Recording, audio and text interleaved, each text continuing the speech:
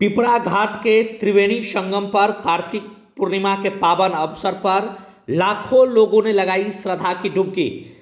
संगम में पूर्णिमा स्नान के लिए सुबह से ही जनसैलाब उमड़ पड़ा था। रात से ही श्रद्धालु वहां पहुंचना शुरू कर दिए थे। जैसे ही सुबह के 3 बजे सभी लोगों ने आस्था की डुबकियां लगानी शुरू कर दी।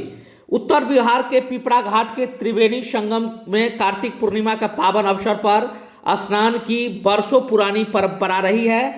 देर शाम झंझारपुर के सांसद आरपी मंडल एवं जिला परिषद अध्यक्ष बिंदु गुलाब यादव सहित अन्य गणमान्य लोगों ने इस कार्तिक मेले का उद्घाटन भी किया था।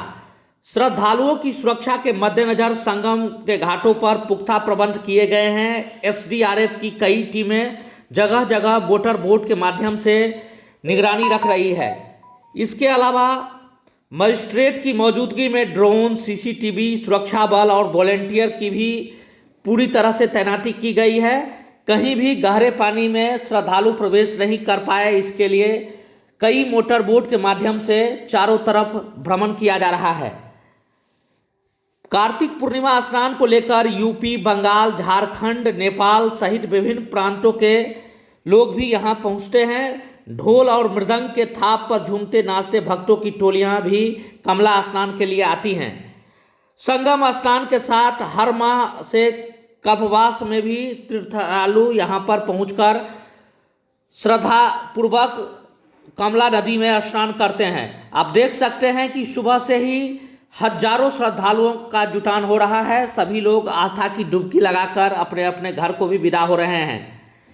इधर जयनगर के कमला बैरेज पर भी भारत नेपाल के हजारों श्रद्धालु ने आस्था की डुबकी लगाई। वहां भी सुरक्षा के कड़े प्रबंध किए गए थे।